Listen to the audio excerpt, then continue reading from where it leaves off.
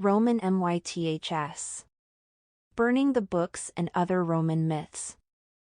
Burning the Books and the Guardian Geese and Little Old Boy. By Geraldine Mccaughrean.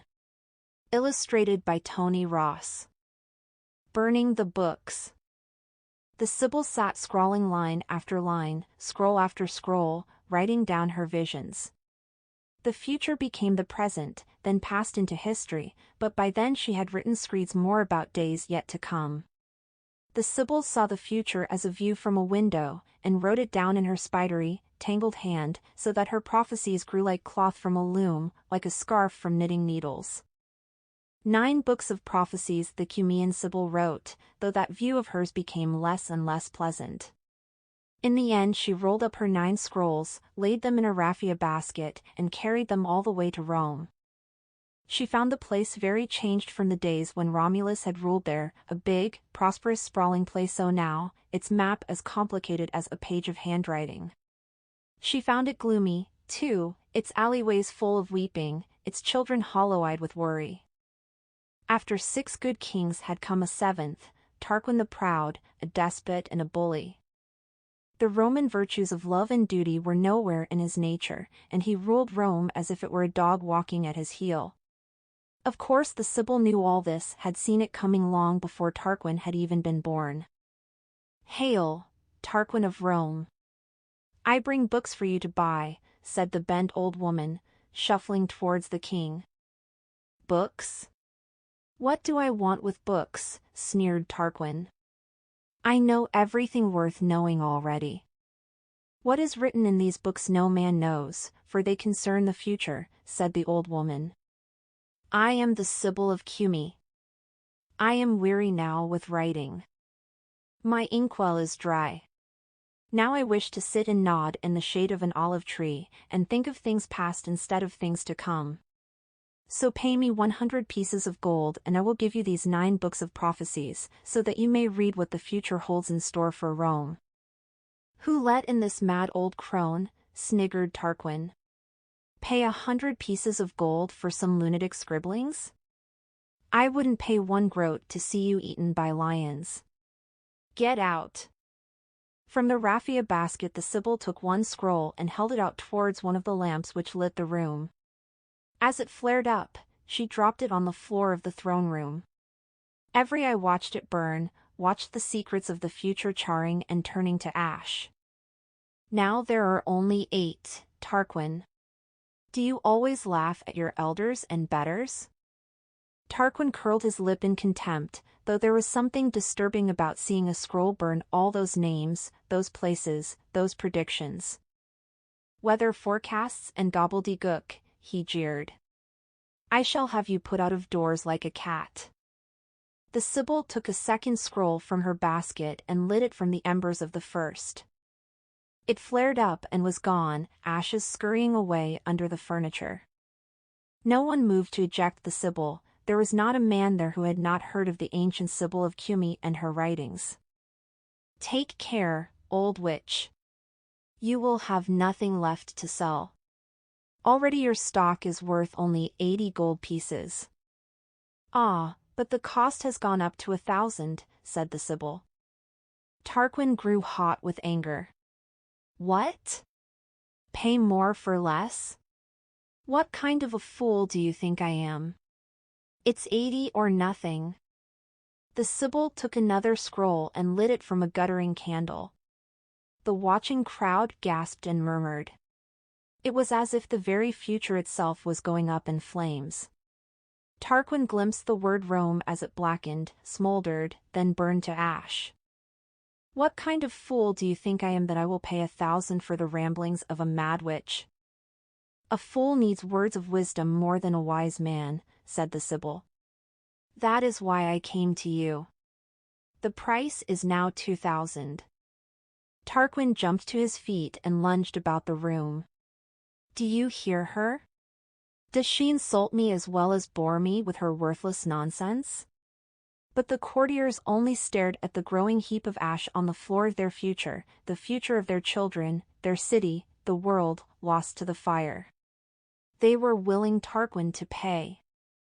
When he said, "I won't be held to ransom like this," they moaned and bit the sides of their hands.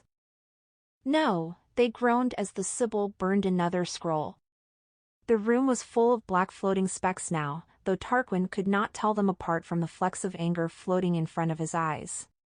She was perfectly right, of course he desperately wanted the scrolls.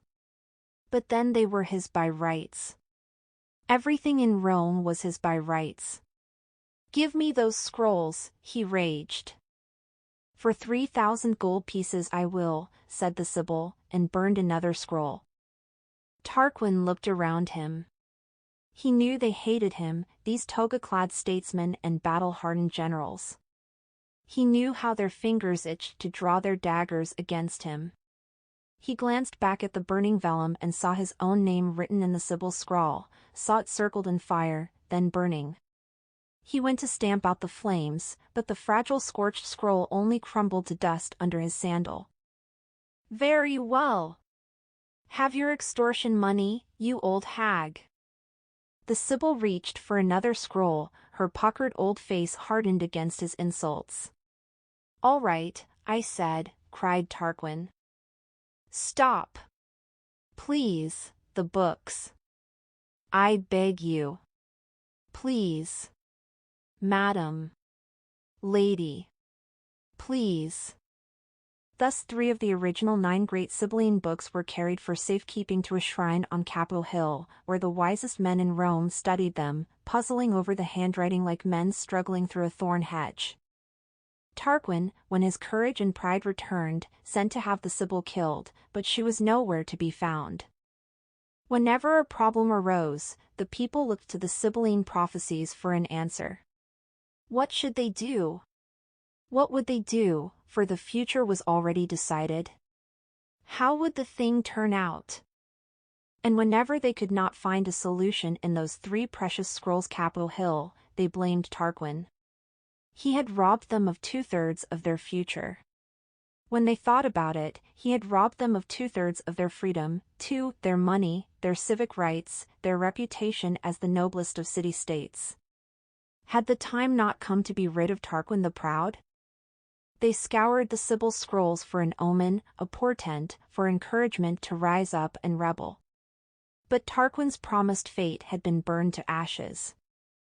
Perhaps that was a portent in itself. So they rose up and rebelled, ousted Tarquin, and took back their freedom. As the Sibyl had known all along, men will find in prophecy everything they want to find, whether they have 3 volumes or 9. The guardian geese. Silent as worms, they burrowed under the walls of VI. Their faces caked black with Etruscan earth, they scraped and scoured and clawed out soil, passing it back down the tunnel in willow baskets. The city had withstood their catapults and their battering rams, their siege ladders and their fire barrels. So now they were going in underground, to capture the prize Camillus had always dreamed of capturing. VI was crammed with Etruscan treasure, and the general who could seize it would surely earn the undying gratitude of Rome. In the darkest hour, his engineers broke through. They surfaced through the very floor of Juno's temple and froze, mouths agape. "What is it? An ambush?" Camillus crawled past them impatiently, poking out his head through the stone slabs of the floor.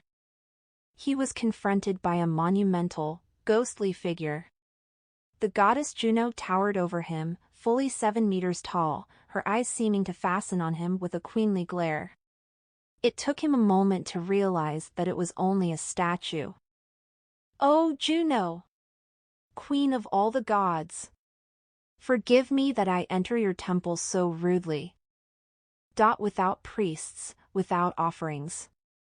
But smile on us this night, and I swear that I shall clothe you in silk, house you in a finer temple by far, and set flocks of geese to guard you through the lonely night."